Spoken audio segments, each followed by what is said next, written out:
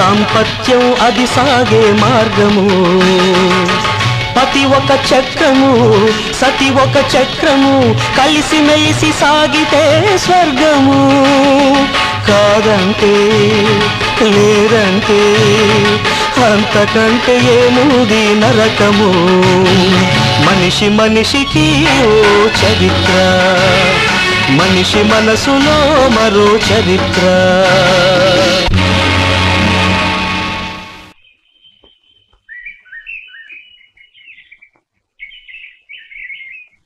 అట్టాగా యొక్క శ్రీదేవికి ఎంటీఓరికి లంకి కుదిరిపోయింది.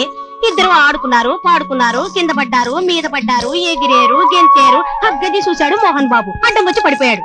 ఏవిరా ఎంటీఓడా, నేను కన్నేసిన కన్ని పిల్ల మీద నువ్వు చెయ్యత్తావా, నీ చేతులు ఇరిసేస్తానన్నాడు. అప్పుడు ఎంటీఓర్ అన్నారు, ఏవిరా మోహన్ గా, నేను చెయ్యేసిన కన్ని పిల్ల మీద నువ్వు కన్నేస్తావా, నీ కళ్ళు పొడిసేస్తానన్నాడు. అంతే, ధనేల్ ధనేల్, ఫెడిల్ ఫెడిల్, డిషుం డిషుం. రామమ్మా, పాలు పెతకడం అయిందే? అయిపోతుండదయ్యా, క్లైమాక్స్ వచ్చేసిన. అబ్బా ఉండే ముండా, చెప్తున్నాను కదా అయ్యగారు, కథ మధ్యలో మాట్లాడించకండి, ఆవు పాలు ఎవడో ఆపెత్తది.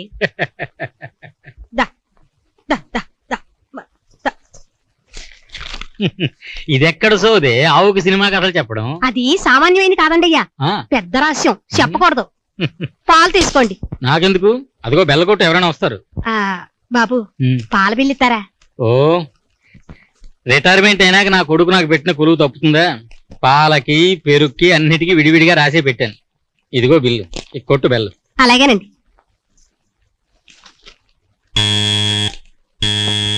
ఎవరు? నువ్వా? నీకెన్నిసార్లు చెప్పాలి? పొద్దున పాలకి అమ్మగారిని, సాయంకాలం పాలకి నన్ను పిలవాలని చెప్పాను కదా. అయ్యగారు బిల్లు 2వ తారీఖు. బిల్లు 2వ తారీఖు, ఇది మటుకు బాగా గుర్తుంటుంది. బా, ఇది కూడా నీకు ఎన్నిసార్లు చెప్పాలి? పాల బిల్లు మాత్రమే నేను కడతాను, పెరుగు బిల్లు కడతా, గుడ్డు బిల్లు అమ్మగారు కడుతుంది. తీసుకోబా. సరే, పెరుగు బిల్లు మీరు ఇవ్వండి అమ్మా. ఇటు. అవును, పాలేమిటి నీళ్ళలా ఉన్నాయి? బాగుంది. నీళ్ళలా కాకపోతే ఇస్కీలాగా బ్యాంతీలాగా ఉంటాయిటండి. ఆవు నీళ్లు తాగుతుంది, పాలు నీళ్ళలాగా ఉంటాయి. డబ్బివ్వండి. అవునే, నా బిల్లు ఏమిటి ఇంత పెరిగిపోయింది? పెరుగు బిల్లు కదండమ్మా, పెరుగు పెరుగని పెరిగిపోదు. పెరుగు తోడు పెట్టుకునే టైం కూడా లేదు మీకు. అయినా ఏది పెరగడం లేదు, గడ్డి పెరిగింది, తౌడు పెరిగింది, మీ జీతాలు పెరిగిపోయి నా బిల్లు పెరిగిపోయింది. ముందు డబ్బివ్వండి అమ్మా. బాగా మాటలు నేర్చావు, రేపు రొద్దున ఇస్తాలే. అయ్యా, పేపర్స్ అవుతున్నారా? ఫస్ట్ ఫారం పరీక్షకు చదువుతున్నాను. అది కాదండయ్యా, పెరుగు బిల్లేమో అమ్మగారు ఇస్తానన్నారు, పాల బిల్లేమో అయ్యగారు ఇచ్చారు. మరి ఈ జున్ను పాల బిల్లు ఎవరు బాబు గారు ఇస్తారండి? మా బాగా అడిగావు. కాటికి కాడు దోచు కూర్చున్నాడు కదా వాడి బాబుని నేను ఇస్తాను అనుకున్నాడేమో. ఏది ఆ బిల్లు నేను అడుగుతాను.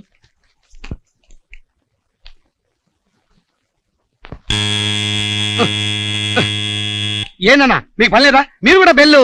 బెల్లు కాదురా, బిల్లు. బిల్లా? జున్నుపాలు నాకేం తెలీదు. తెలీదు? హాస్టల్లో ఉండి చదువుకుంటున్న కూతురు గుర్తు నీకుంది, అది తెలుసా? అది మొన్న శనివారం సాయంత్రం ఇంటికి వచ్చింది. ఆ పిల్లకి జున్ను పాలు తెచ్చి నా చేత్తోనే జున్ను చేసి పెట్టి మిగిలింది మీకు కూడా ఇస్తే కడుపెక్క తిన్నారు, అది తెలుసా? ఆ పాలకి విడిగా డబ్బులు కట్టాలి, అది తెలుసా? నీ బిల్లు నీ జీతంలో కట్టేసి శారద బిల్లు శారద జీతంలో కట్టేస్తే మరి ఈ బిల్లు ఎవరి జీతంలో కట్టాలో నాకు తెలియటం లేదే. సారీ నాన్న, మర్చిపోయాను. బిల్లునే పిల్లనే? ఇద్దరూ ఉద్యోగాలు చేస్తేనే గాని ఇల్లు గడవని పరిస్థితి, ఒప్పుకుంటాను. ఇద్దరూ ఉద్యోగాల మీదకి పోవడం వల్ల ఇంట్లో పిల్లను చూసుకునే వాళ్ళు ఎవరూ లేరు కాదన్న. అందుకని ఆ పసికందును హాస్టల్లో పారేసి ఏకంగా దాని సంగతే మర్చిపోవడం న్యాయమేనా? ఏమే రావులమ్మా, దూడ చచ్చిపోతే ఆవును మరిపించడానికి గడ్డి దూడను కడతారు మీరు, మరి దూడనే మరిపించడానికి 2 గడ్డి ఆవులు తయారయ్యాయి. ఎప్పుడైనా చూసావా? చూడు. సారీ నాన్న, మిగతాది రేపు వింటాం. ఆఫీసు టైం అయిపోయింది. శారద చిట్టిబాబు ఆఫీసుకు కలిసిపోతున్నారు, సంపాదన కలిసి చేస్తున్నారు, ఖర్చు కలిసి పెడుతున్నారు. కానీ కలిసి సుఖంగా ఉన్నారా అని మాత్రం అడగకండి. అన్నిటా కలిసిపోయే ప్రయత్నంలో అలసిపోతున్నారు.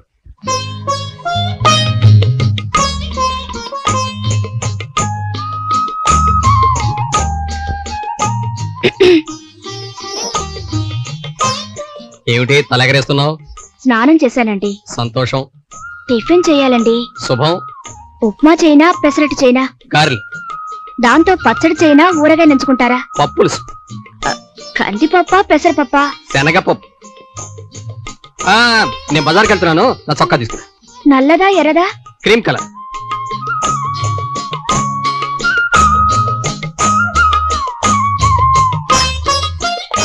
తొందరగా వచ్చేస్తాను. సంతోషం. నీకు పువ్వులు తెద్దామని బజార్కి వెళ్తున్నాను. శుభం. ఏం తేను? చామంతులా కనకాంబరాలా? సన్నజాజులు. పువ్వులు తెస్తానంటున్నావు, ఏమిట్రా సంగతి అని అడగొచ్చుగా. ఏమిట్రా సంగతి? తప్పు నాదిలే. నిన్నటితో వేసవి సెలవులు ఇచ్చేశారు, పిల్లలంతా ఊళ్ళకి వెళ్ళిపోతున్నారు, మనకు ప్రైవేట్లో సున్నా. మళ్ళీ బళ్ళు తెరిచే వరకు నీకు పువ్వులు తేగలనో లేదో అని బయలుదేరుతున్నాను. పువ్వులు ఎందుకండి, మీ నవ్వులే నాకు పువ్వులు. ఆ పావలా డబ్బులతో ఏ కాయో పండో తెస్తే ఇద్దరం కలిసి తింటాం కదా. సీత, పట్టా పుచ్చుకొని కూడా పబ్లిక్ సర్వెంట్ పని దొరక్క ప్రైవేట్లు చెప్పుకుంటూ బ్రతుకుతున్నాడు రాంబాబు. పట్టా పుచ్చుకొని కూడా పబ్లిక్ ఉద్యోగం చేయలేక ప్రైవేటుగా కాపురం చేస్తోంది సీత. అందరికీ సంవత్సరం మొదట్లోనే వస్తుంది ఉగాది, వీళ్ళకి సంవత్సరం పొడుగునా ఉగాది. చేదు, తీపి, పులుపు, కారం షడ్రసోపేతం వాళ్ళ జీవితం. అమ్మా. ఏమ్మా, ఏం కావాలి? బయటకు బయలుదేరావా? అవునమ్మా, మన వెంకుబాబాయ్ గారింట్లో రేపు సీమంతం, అరసెలు చేయమని పిలిచారు. కట్టెలవాడొచ్చాడే, డబ్బుల కోసం గొడవ చేసిపోయాడు.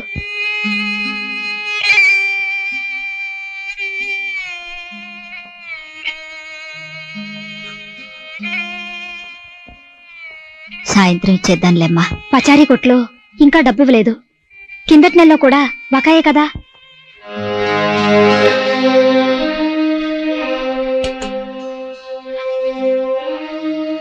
సాయంత్రం ఇచ్చేద్దాంలేమ్మా.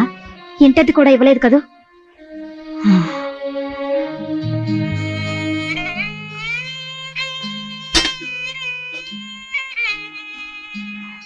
సాయంత్రం ఇచ్చేద్దాంలేమ్మా. ఇది బాగా చొట్టపోయిందమ్మా, బాగు చేద్దామని. అమ్మా, నేను 50 రూపీస్ అడిగాను కదా, ఏది? ఎందుకురా అంత డబ్బు? అబ్బా, నీకు ఎన్నిసార్లు చెప్పాలమ్మా, కరాటే క్లాస్ కి డబ్బు కట్టాలా, ఈ నెల స్టెప్ కట్ చేయించుకోవాలి. పైగా క్రికెట్ టీం కెప్టెన్ నేను, సబ్స్క్రిప్షన్ కట్టొద్దు. ఇంకా మా గురువు గారి తరఫున పేదలకు అన్నదానం ఏర్పాటు చేశాం. నేను చందా కట్టకపోతే బాగుంటుందా? ఇచ్చి ఇచ్చి ఇచ్చి. ఒరే, బీదలకు అన్నదానం అంటున్నావు, మరి మనము బీదవాళ్ళమే. నువ్వెప్పుడు సంపాదించి పెడతావురా మాకు అన్నం? అమ్మా, నువ్వు కన్నంబ డైలాగ్ చెప్పకు. ఒరే రాము, నీకు కూడా అమ్మ డబ్బులు సాయంత్రం ఇస్తుందిలే, పో. థ్యాంక్ యూ సిస్టర్, వస్తామా. అమ్మా, ఇది అంతకన్నా పెద్ద బిందె, సొట్ట కూడా చాలా పెద్దది. బాగు చేయించి సాయంత్రం తీసుకురా.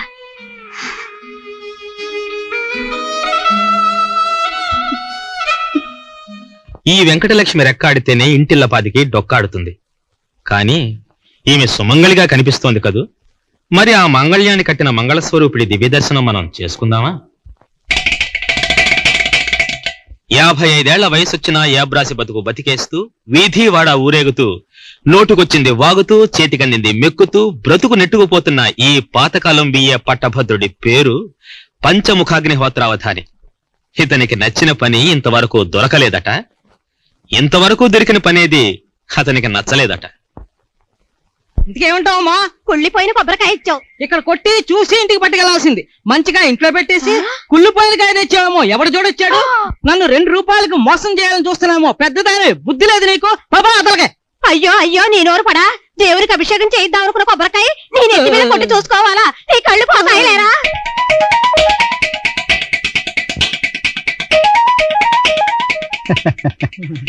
ఈ జంతికలు ఎంత? 2.20 పైసలండి. అబ్బా, నా చిన్నతనంలో 10 పైసలు కొట్టి ఇచ్చేవారయ్యా. నువ్వు 20 పైసలకి 2 ఇస్తున్నావు అనమాట. బాగుందా? ఏది రండి. ఇగోండి. అరటిపండు ఎంతయ్యా? 1.20 పైసలండి. ముష్టి 20 పైసలకి జంతికలు అయితే 2, అరటిపండు అయితే 1 ఇస్తున్నావు అనమాట. అద్భుతంగా ఉందో. అయితే ఓ పని చేద్దామా? చెప్పండి. ఈ జంతికలు తీసుకుని వీటి బదులు అరటిపండి.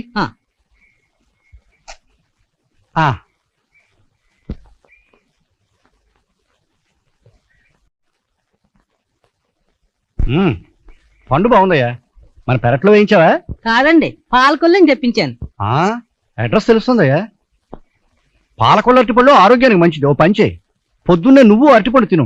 అలాగే. వస్తానయ్యా. మరి డబ్బులండి? ఎందుకయ్యా? అరటిపండు తిన్నారు కదా, అరటిపండు జంతికలు బదులు ఇచ్చావు కదయ్యా. జంతికలు డబ్బులు ఇవ్వండి. జంతికలు తిరిగి ఇచ్చేశాను కదా. 20 పైసల కోసం నన్ను మోసం చేయాలని చూస్తున్నావా? పెద్ద ముండావాడు కదా, నీకు సిగ్గు లేదయ్యా? ఏమిటి అరికథ చెప్పేశాడు?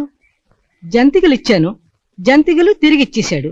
జంతికల బదులు అరటిపండు ఇచ్చాను, అరటిపండు బదులు జంతికలు తిరిగి ఇచ్చేశాడు. మరి అరటిపండుకు డబ్బులు? అయ్యా,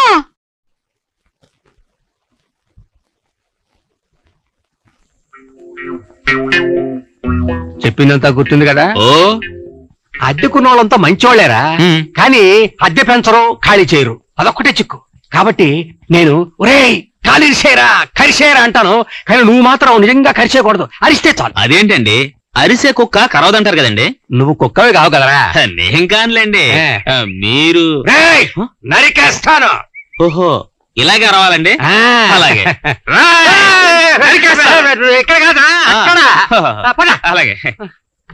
అవును, నా దగ్గర అడ్వాన్స్ పుచ్చుకున్నప్పుడు జెర్రిగొడ్డు లాంటి మీసం ఉండేది, ఏమైందిరా? ఆ అడ్వాన్స్ తోనే క్షవరం చేయించుకున్నానండి. నున్నగా గుండు కొట్టుకోకపోయావు, దరిద్రపుండా కొడక. పద. ఇంట్లో జనం అంతా బయటికి నడవండి. సావధాన భేదోపాయాలు మీతో పనికి రాలేదు. దండం దశగుణం భవే. దెబ్బకి దయ్యం దడవాలా, రక్తం కాలవలే ప్రవహించాలా. రెండి గురవే గారు బాగున్నారా? ఆ పిన్ని గారు ఒంట్లో ఎలా ఉంది? అవును, పాప పెద్ద మనిషి అయిందని విన్నాను, నిజమేనా? లోపల కొంచెం పని ఉంది, ఇప్పుడే వస్తాను. అవును, ఈ అబ్బాయి ఎవరు? రే, ఒక ఆడ మనిషి నిన్ను అబ్బాయి అనేసిదిరా. నీ దారిగా నిలబడరా. Hello Guravayya, how do you? ఏంటి, ఎవడీడు? ఈ ఇంటి యజమాని. అబ్బా, నిన్ను కాదులేవయ్యా. అరే కుర్రాడా, చూడు, ఈ వీచ్ చివరికి వెళ్ళి ఓ 10 పైసలు బీడీలు పట్టారా. గణేష్ బీడీలా గుర్రం బీడీలండి? గాడిద బీడీలు రా. ఏ బ్రాండ్ అయితేనేమిట్రా, పొగ మాత్రం శుభ్రంగా రావాలి. వెళ్ళు. 10 పైసలు ఇవ్వండి మరి. నా దగ్గర ఉంటే నేను అడుగుతాను రా, ఏదో అడ్జస్ట్ చేసి. ఎరా, బీడీలు తేవడానికి పోతున్నావురా? సిగ్గులేదు. వీడు బీడీలు చేగోడీలు తేవడానికి రాలేదయ్యా. మరి ఏం తేవడానికి వచ్చాడయ్యా? ఇల్లు ఖాళీ చేయాలి. ఏం పాపం, సొంత ఇంట్లోనే కదా ఉన్నావు. నేను కాదయ్యా, మీరు ఖాళీ చేయాలి. మేం చెయ్యం. ఇల్లు బాగుంది, అడ్జస్ట్ చేసుకుంటాం. ఈ ఇల్లు అమ్మాయి తలుచుకున్నానయ్యా. శుభం. రిజిస్ట్రేషన్ అయ్యాక ఆసామిని కనిపించమని చెప్పు, అద్దెతను కట్టేస్తా. హలో గురవయ్య గారు, ఎంతసేపు అయింది వచ్చి? విన్సెంట్, మిషన్ తీసేవేంటి? ఏమిట్రా ఈ వేషం? గళలుంగి, రెడ్ బనీను, చేతిలో కర్ర, పెద్ద రౌడీలాగా. వీడు రౌడీయే, కనబడాలా? వీడు రౌడీయా? వీడు మా ఆఫీస్ లో ప్రియులండి. ఎలా, ఎందుకు ఎలా వచ్చావు? అది కదండి, ఈయన గారు మీ ఇంటికి దారి చూపించమంటే తీసుకొచ్చాను. నా పని అయిపోయిందండి, వస్తా. నా ఇంటికి నిన్ను దారి చూపెట్టమన్నానా? ఒరేయ్, ఇంకా ఏమిటి విశేషాలు గురవయ్య గారు? ఏం చెప్పమంటారు బాబు? చెప్పదలుచుకుంది ఏదో ధైర్యంగా చెప్పండి. మనలో మనం తేల్చుకోవాల్సిన దానికి రౌడీలు కొట్లాట్లు ఎందుకు? ఒక్క ముక్కలో చెప్పాలంటే మీరు ఇల్లు ఖాళీ చేయాలి. నేను ఒక ముక్కలో చెప్పాలంటే ఇల్లు ఖాళీ చేయాలి. చెయ్యరా, ఇల్లు నాదయ్యా. అద్దిస్తున్నది మేమయ్యా.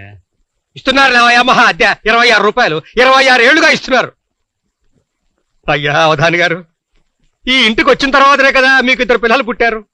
తలకి 1 రూపాయి పెంచినా ఈ పాటికి 28 రూపాయలు ఏది కదండి. కరెక్టే. నాకు మొదటి సంతానం కలిగిన రోజునే అనుకున్నానయ్యా, మా ఇంట్లో ఒక మెంబర్ పెరిగింది కనుక మా గురవైకి 1 రూపాయి పెంచాలి అని. మరి ఏమొచ్చింది? మా అమ్మకి చావు వచ్చింది.